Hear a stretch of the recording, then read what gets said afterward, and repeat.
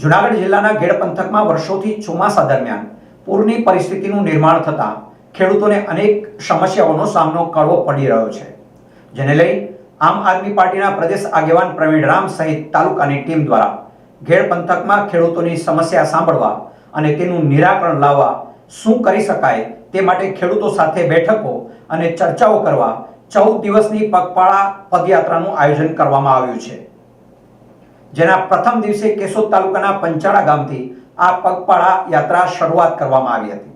આ પ્રસંગે મોટી સંખ્યામાં આપ કાર્યકર્તાઓ અને ખેડૂતો જોડાયા હતા। મારું નામ છે પીઠિયા જગદીશ અર્જન, ગામ અખોદર। ખેડૂત સંમેલન પગયાત્રામાં આજે અમે જોડાયેલ છે।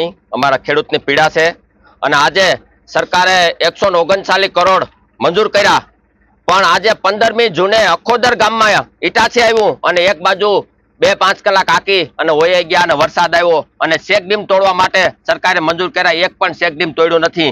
હજી અમારા ગામની પરિસ્થિતિ, અખોદરની બધા ઘેરની પરિસ્થિતિ ઈનાઈ છે।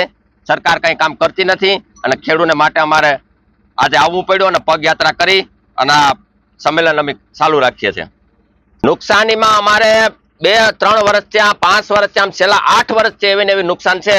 સરકાર વરદાડે આવે 2-5 હજાર રૂપિયા ખાતામાં નાખે, એના લોકો હોય ને આવે, બાકી બીજા કોઈને આવતા નથી અભણ પ્રજાને, અને એ કામ પૂરું કરી અને આ વર્ષે કરશું, આવતે વર્ષે કરશું, એ બધું કરી લોલીપોપ આપી અને સરકાર ચલી જાય।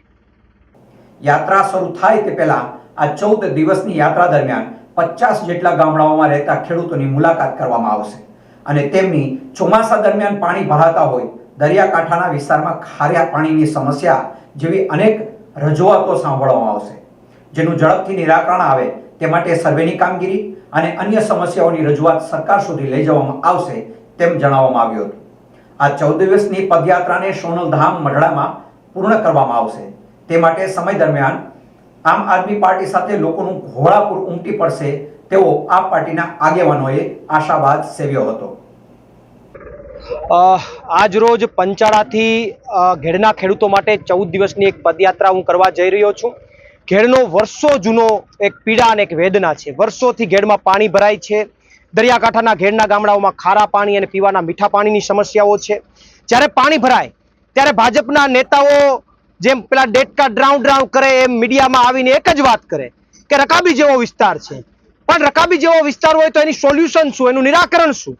તો આ માટે ક્યારેય ભાજપના નેતાઓએ કોઈ જાતની કઈ ગંભીરતા લીધી નથી। ત્યારે આજ રોજ પંચાળા સ્વામિનારાયણ મંદિર અને રામ મંદિરે દર્શન કરી ભગવાન શ્રી રામ અને ભગવાન સ્વામિનારાયણમાંથી પ્રેરણા લઈ અને 14 દિવસ માટે ઘેડના લોકોની પીડા અને ઘેડના લોકોની વેદનાને વાચા આપવા માટે, ઉજાગર કરવા માટે આ 14 દિવસ સુધી પદયાત્રા ચાલશે। 14 દિવસમાં અરાઉન્ડ 50 જેટલા ગામડાઓમાં ભ્રમણ કરી એમના સર્વે લઈ, એમની રજૂઆતો લઈ અને અંતે સરકારમાં આ ઉગ્ર રીતે રજૂ કરવામાં આવશે। આ પદયાત્રા 14મા દિવસ બાદ સોનલધામ મઢડા પૂર્ણ થશે અને આ સમગ્ર પદયાત્રા દરમિયાન મને વિશ્વાસ છે કે જેમ ઘેડની અંદર નદીઓના પૂર આવે એમાં પદયાત્રાઓમાં આવનારા દિવસોમાં દિવસે ને દિવસે ઘેડના ખેડૂતોનું ઘોડાપૂર આવવાનું છે। સરકાર માત્ર જાહેરાતો કરે છે। 139 કરોડ રૂપિયા નદીના સફાઈ માટે ફાળવવામાં આવ્યા, પણ કોને ફાળવવામાં આવ્યા? ક્યાં નદી કટિંગ થયું? બધું ફાળવવામાં આવ્યું ભાજપના નેતાના ખીચામાં, બધું ભ્રષ્ટાચાર થઈ અને ભાજપના નેતાઓમાં ખીચામાં જતું રહ્યું। અને જો અત્યારે ઘેડના લોકો આ માટે જાગૃત નહીં થાય તો 1500 કરોડની જાહેરાત પણ એ જાહેરાત ઘેડના લોકો માટે નથી, એ જતી રહેશે ભાજપના નેતાઓના ખીચામાં। એટલે આ માત્ર જાહેરાતો થાય છે, ગ્રાઉન્ડ ઉપર કોઈ કામ થતું નથી। આ વર્ષે જે પૂર આવ્યું, જે પરિસ્થિતિ થઈ એ માનવ સર્જિત હતી। ઉપરવાસના ડેમમાંથી એક સાથે 11 દરવાજા ખોલી નાખવામાં આવ્યા, પેલાથી પાણી ન છોડવામાં આવ્યું, એના કારણે આ એક સાથે જે પાણી આવ્યું એના કારણે ગામે ગામ નદીઓના પારા તૂટ્યા। દરેક જગ્યાએ ખેડૂતોને જે છે એનું ધોવાણ થયું માટીનું, અને મોટા ભાગના ઘેડના તમામ ખેડૂતોની મગફળી ફેલ થઈ અને એટલા માટે અમે કહેવા માંગીએ છીએ કે આખા ઘેડને પૂરગ્રસ્ત જાહેર કરી અને એમને સંપૂર્ણ સહાય આપવામાં આવે। પ્રવીણ રામ, પ્રદેશ ફ્રન્ટલ અધ્યક્ષ, આમ આદમી પાર્ટી।